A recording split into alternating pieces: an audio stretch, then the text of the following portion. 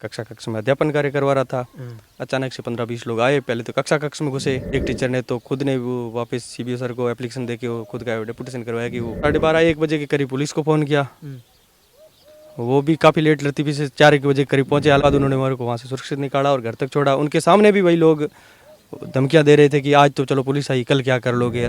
प्रशासन ऐसा है कि परसों शाम को ही हम चले गए थे वहाँ बज्जू थाना, तो उन्होंने FIR नहीं ली। नमस्कार, राम राम। मैं रामस्वरूप एक बार फिर हाजिर हूँ एक नए वीडियो से आगे। इस वक्त मौजूद हूँ मैं राजकीय उच्च माध्यमिक विद्यालय संतोष नगर।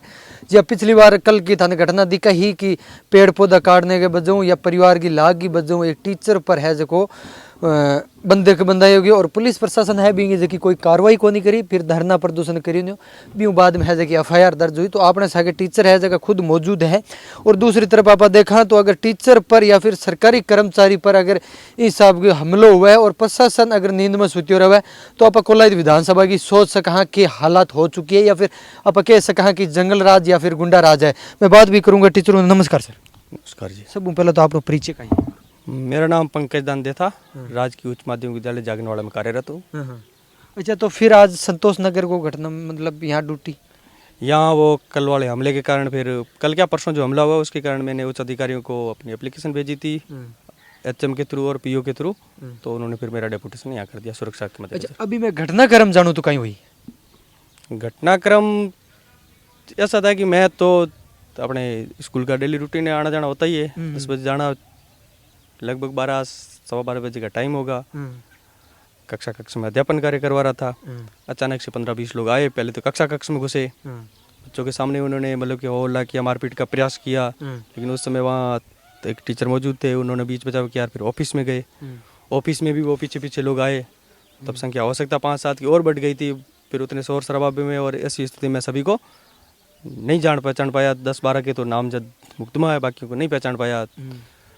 उन्होंने मारपीट करने का प्रयास किया। तो जो दूसरे टीचर थे उनको साथ भी धक्का मुक्की की, जिनमें से एक टीचर ने तो खुद ने वो वापस सीबीओ सर को एप्लीकेशन देके वो खुद का डेपुटेशन करवाया कि वो इस स्कूल में जाना खुद के लिए सुरक्षित नहीं मानते।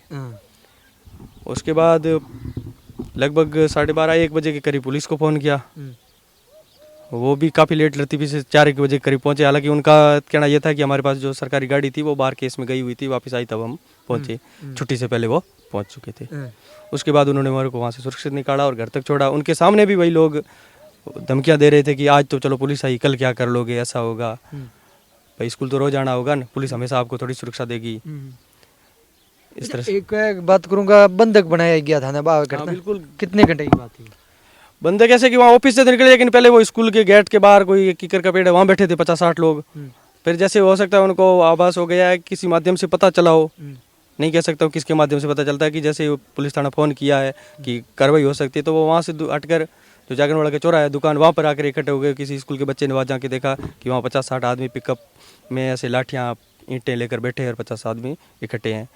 फिर पुलिस आई, हो सकता है उस समय पुलिस ने जब मेरे को घर छोड़ने के लिए आई थी तो वहाँ चौराहे पर इतने लोग तो खड़े ही थे। हालांकि उस समय उन्होंने कोई ऐसा प्रयास नहीं किया, लेकिन वो वहाँ खड़े थे। और पुलिस के सामने भी वापस जब वो स्कूल में आए थे, वार्तालाप के कुछ आदमी साथ में लाए थे, 2-3 जन मौजूद पुलिस के साथ ही आए थे उसी टाइम, लगभग पहले नहीं आए थे। तो उनके साथ भी वापस लोग घुस गए थे और वो वहीं भी शोर शराबा कर रहे थे, हमला करने की कोशिश नहीं तो लेकिन धमकी दे रहे थे। अच्छा, एक चीज़ की बात करूंगा, प्रशासन है बा कार्रवाई के साबू करी? प्रशासन ऐसा है कि परसों शाम को ही हम चले गए थे वहाँ बज्जू थाना, तो उन्होंने FIR नहीं ली कि SHO साहब नहीं है, ऐसा नहीं है, ऐसा नहीं है। कल वापस 10-11 बजे के करीब पहुँचे, वापस वही टाल मटोल की नीति। आखिर में 5 बजे तक हम वहीं घूमते रहे। 5 बजे जाके उन्होंने FIR दर्ज की। मतलब अपमान चला तो जी कई बताने लाग रहा ग्रामीण की धरना वो फिर लोग इकट्ठे करने पड़े, कुछ यहाँ से बुलाने पड़े, कुछ वहाँ थे। कई लोग आए तो उन्होंने प्रेशर डाला कि भाई मुकदमा दर्ज तो करो, फिर आगे की कार्रवाई जो होगी। तो बड़ी मुश्किल से वो FIR दर्ज करवाई है। अच्छा, एक चीज़ की बात करूंगा, पेड़ पौधा काटनो बांगो काम हो, लेकिन थे तो एक सरकारी टीचर होते, थारो काम और लाइन में काम करे तो थारे सागे बांगी के दुश्मनी हो सके? बस यही था कि वो संतोष नगर वाला रोका था और मैं संतोष नगर का निवासी हूँ, बस इसीलिए। बस मतलब मान चलें तो आप उसी गाँव के हो, इसलिए घटनाक्रम।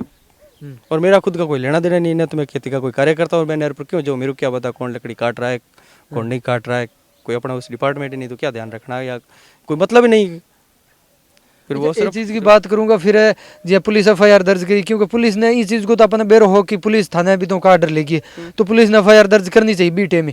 लेकिन एक सागे सागे सुनने में आने लग रही है कि पुलिस प्रशासन है कि आ बात कहने लग रही है कि आपस में बेटर मैटर सेटल लो। हाँ बिल्कुल बिल्कुल उन्होंने प्रेशर डाला। कल 5 बजे तक लगभग 5 घंटे ही टाइम था, तो वो यही कह रहे थे कि वो लोग बुला लें, हम उनको बुला लें, 5 लोग वो आ जाएंगे, बैठ के बात कर लो, समझौता कर लो, यही प्रयास कर रहे थे। मतलब एक मान चला तो जहां तक कार्रवाई करनी चाहिए बीच की पुलिस है कि खुद समझाइश कराने लग रही। समझा इसको। ये अपने बज्जू थाना लगता है और संतोष नगर की घटना है, और जो पूरी घटना है वो जागरण वाला की घटना है। उसके बाद ये जो पंकज जी है वो अपनी एप्लीकेशन दे के डेपुटेशन पर है, वो संतोष नगर आ चुके हैं। लेकिन पुलिस प्रशासन जहाँ एफआईआर दर्ज करनी चाहिए वहाँ पे ये बोल रहे हैं कि आप आपस में बैठ के मैटर को सल्ट लो, और इतना बड़ा मैटर हो जाता है। कर्मचारी पर जो पेड़ कटे के माफिया है वो हमला कर देते हैं। वजह क्या थी? वजह ये भी संतोष नगर के है, और जो इन पेड़ काटने वालों को रोक रहे थे माफिया को, वो भी संतोष नगर के है। लेकिन पुलिस अभी तक उनको गिरफ्तार नहीं कर पाई है।